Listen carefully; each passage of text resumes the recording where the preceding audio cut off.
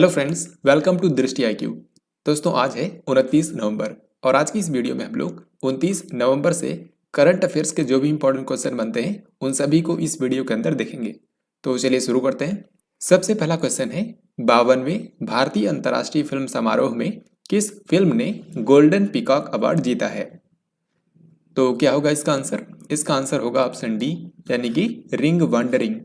Ring wandering जो film है ये जापान की एक फिल्म है और इसको इस साल के भारतीय अंतर्राष्ट्रीय फिल्म महोत्सव में गोल्डन पीकॉक अवार्ड दिया गया है।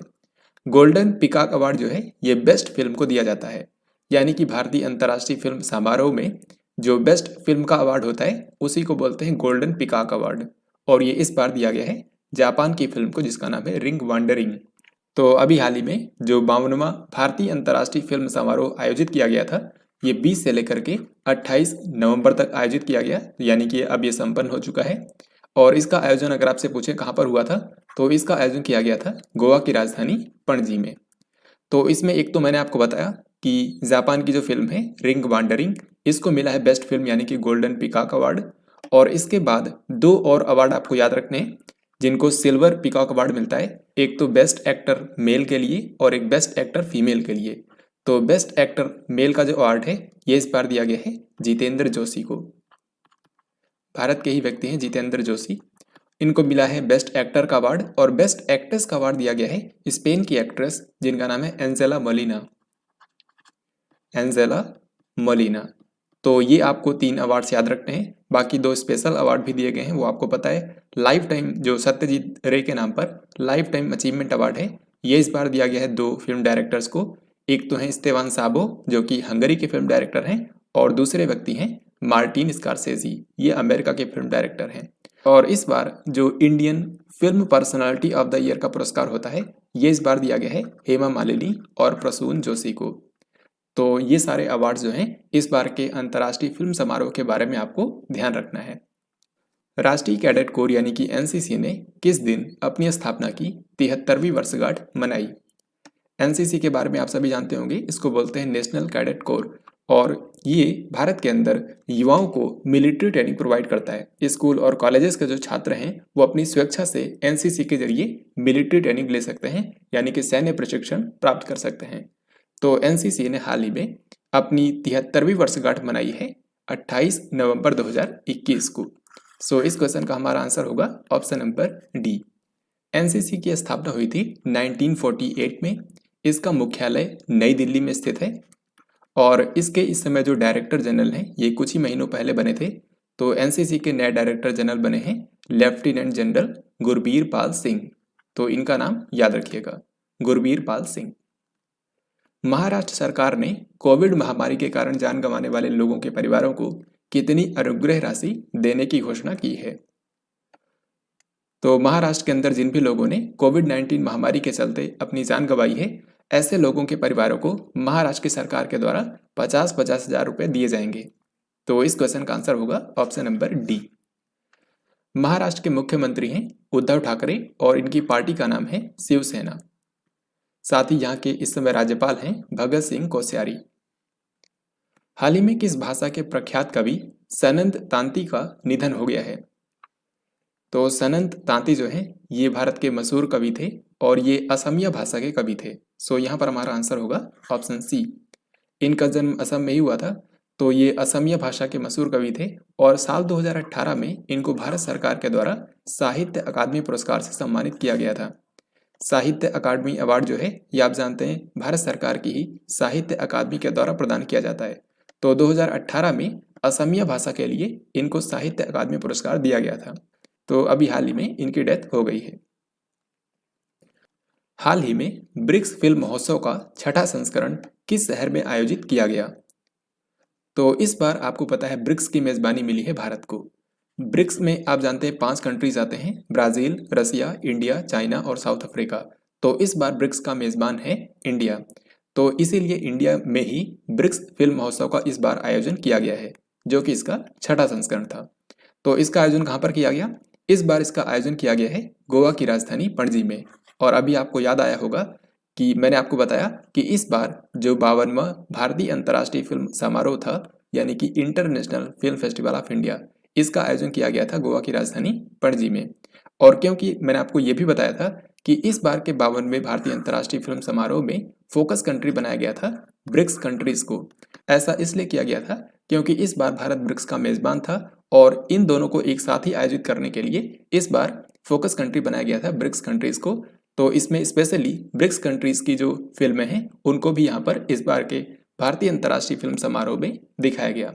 तो इनमें से कोई भी आपसे पूछे, दोनों का आयोजन इस बार किया गया है गोवा की राजधानी पणजी में। भारतीय अंतर्राष्ट्रीय फिल्म समारोह के जैसे ही इस बार के ब्रिक्स फिल्म महोत्सव के अंदर भी कई सारी कैटेगरीज में पुरस्कार दिए गए हैं, लेकिन अगर आप इसमें याद करना चाहें तो सिर्फ आपको एक याद रखना है और वो है बेस्ट एक्टर का अवार्ड। क्योंकि बेस्ट एक्टर का अवार्ड जो है ये एक भारतीय को मिला है जिनका नाम है धनुष। वायुसेना प्रमुख air chief marshal V R. Chaudhari 28 नवंबर से किस देश की 5 दिवसीय यात्रा पर रवाना हो गए हैं? तो इस समय भारत के जो वायुसेना प्रमुख हैं air chief marshal V R. Chaudhari यानी कि विवेक राम चौधरी, ये 28 नवंबर से लेकर के 2 दिसंबर यानी कि 5 दिनों के लिए मिस्र की यात्रा पर रवाना हो गए हैं। मिस्र आप जानते हैं अफ्रीका महाद्वीप का एक देश है और इंग्लिश में इसको वैसे इजिप्ट बोला जाता है। तो मिस्र जो कंट्री है ये यहाँ के गीज़ा के पिरामिड्स और जो यहाँ पर दुनिया की सबसे लंबी नदी बहती है नील नदी, उसके लिए जाना जाता है। तो अभी भारत के जो वायुसेना प्रमुख हैं वो मिस्र की यात्रा पर गए हैं ताकि दोनों कंट्रीज के जो रक्षा संबंध हैं उनको और भी मजबूत बनाया जा सके। याद रखिएगा मिस्र की राजधानी है कायरो और यहाँ की करेंसी है पाउंड। वैसे आपको बता दूं air chief marshal V R. Chaudhari जो भारत के वायुसेना प्रमुख हैं ये इनकी पहली विदेश यात्रा है, क्योंकि कुछ ही दिनों पहले ये भारत के नए वायुसेना प्रमुख बने थे। पूर्वोत्तर क्षेत्र के लिए 9वां अंतर्राष्ट्रीय पर्यटन मार्ट किस शहर में आयोजित किया गया है?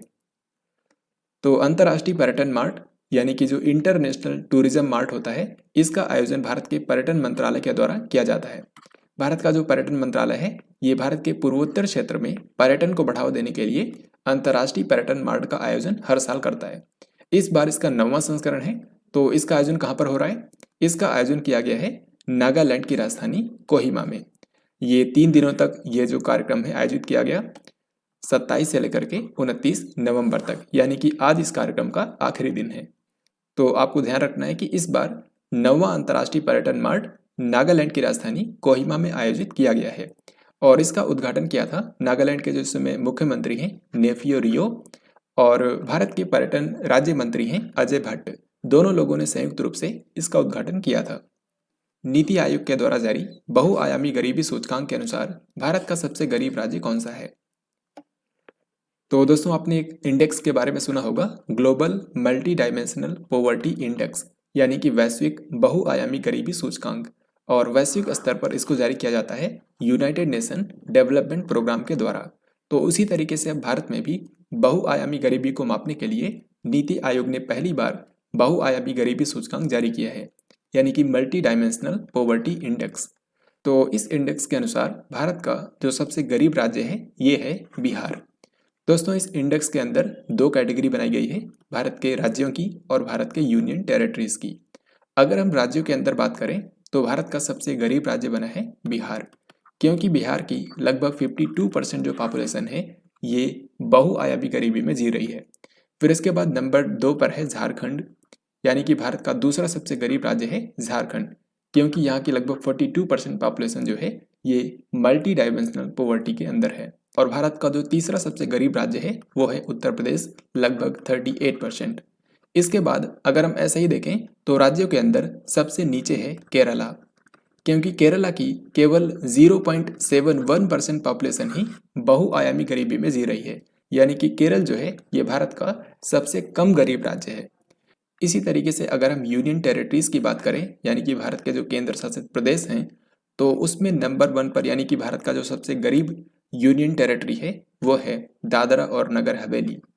हालांकि यहाँ पर मैं आपको बता दूं अभी के समय तो दादरा और नगर हवेली तथा दमन और दीव दोनों एक ही यूनियन टेरिटरी हैं, लेकिन इस इंडेक्स में अभी के लिए दोनों को अलग अलग यूनियन टेरिटरी ही बताया गया है और दादरा और नगर हवेली जो है ये भारत का सबसे गरीब यूनियन टेरिटरी है। और इसमें सबसे लास्ट में है पुदुचेरी, यानी कि पुदुचेरी जो है ये भारत का सबसे कम गरीब यूनियन टेरिटरी है। तो ये दोनों भी आपको याद रखना है।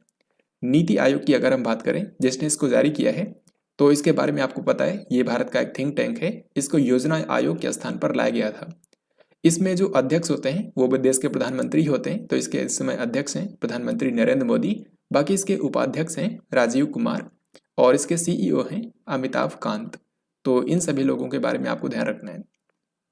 बैडमिंटन टूर्नामेंट इंडोनेशिया ओपन 2021 के पुरुष एकल का खिताब किसने जीता है? तो इंडोनेशिया ओपन जो बैडमिंटन टूर्नामेंट है, हाल ही में इसका समापन हो चुका है। तो इंडोनेशिया ओपन में पुरुष एकल का खिताब जीता है विक्टर एक्सेल्सन ने, जो कि डेनमार्क के खिलाड़ी हैं। और महिला एकल यानी कि वेमेन सिंगल्स का खिताब जीता है आन से योंग ने। आन से योंग आप जानते हैं दक्षिण कोरिया की खिलाड़ी हैं। और इससे पहले जो इंडोनेशिया मास्टर्स टूर्नामेंट हुआ था बैडमिंटन का, उसमें भी महिला एकल का खिताब आन से योंग ने ही जीता था। हालांकि वहां पर पुरुष एकल का खिताब जीता था केंटो मोमोटा ने। ठीक है, तो दोनों ही मैं आपको यहाँ पर अलग अलग बता देता हूँ। देखिए, अगर आपसे इंडोनेशिया मास्टर्स का पूछा जाएगा और इंडोनेशिया ओपन, दोनों अलग अलग बैडमिंटन के ही टूर्नामेंट हैं। इंडोनेशिया मास्टर्स के अंदर पुरुष एकल को जीता था केंटो मोमोटा ने, जो कि जापान के हैं। और महिला सिंगल्स का खिताब जीता था आन से योंग ने, जो कि दक्षिण कोरिया की हैं। और इसी तरीके से अभी जो इंडोनेशिया ओपन टूर्नामेंट हुआ है, इसके अंदर पुरुष एकल का खिताब जीता है डेनमार्क के विक्टर एक्सेल्सन ने, और महिला एकल का खिताब इन्होंने ही जीता है यानी कि आन से योंग दक्षिण कोरिया ने। तो ये दोनों ही बैडमिंटन के काफ़ी इंपॉर्टेंट टूर्नामेंट होते हैं, इनके बारे में आपको ध्यान रखना है। अब नेक्स्ट क्वेश्चन में यही पूछा गया है कि अभी जो बैडमिंटन टूर्नामेंट इंडोनेशिया ओपन 2021 हुआ है, इसके महिला एकल का खिताब किसने जीता है? तो पुरुष एकल का तो जीता है विक्टर एक्सेल्सन ने, लेकिन महिला एकल का खिताब जीता है आन से योंग ने, जो कि दक्षिण कोरिया की बैडमिंटन खिलाड़ी हैं। सो यहाँ पर हमारा आंसर होगा ऑप्शन सी। और इसमें भारत की पीवी सिंधु ने भी हिस्सा लिया था, हालांकि ये सेमीफाइनल्स में हारकर बाहर हो गई थी। शेख सबा अल खालिद, इनको हाल ही में किस देश के प्रधानमंत्री के रूप में फिर से अपॉइंट कर दिया गया है? यानी कि ये इनमें से किसी एक कंट्री के प्रधानमंत्री हैं और इनको एक बार फिर से इसी कंट्री में प्रधानमंत्री बना दिया गया है। तो ये कौन सा देश है? ये देश है कुवैत। कुवैत आप सभी जानते हैं मिडल ईस्ट का एक कंट्री है। इसकी राजधानी है कुवैत सिटी और यहाँ की करेंसी है कुवैती दिनार। तो यहाँ के जो प्रधानमंत्री हैं शेख सबा अल खालिद, जो कि नवंबर 2019 में बने थे, तो इन्हीं को एक बार फिर से यहाँ का प्रधानमंत्री चुन लिया गया है। सो करेक्ट आंसर होगा ऑप्शन ए। 2 से लेकर 19 दिसंबर तक अंतर्राष्ट्रीय गीता महोत्सव 2021 का आयोजन कौन से शहर के अंदर किया जाएगा? तो इस बार जो अंतर्राष्ट्रीय गीता महोत्सव होने वाला है, ये 2 से लेकर 19 दिसंबर तक होगा। इसका आयोजन किया जाएगा हरियाणा के कुरुक्षेत्र में। सो इस क्वेश्चन का हमारा आंसर होगा ऑप्शन नंबर सी।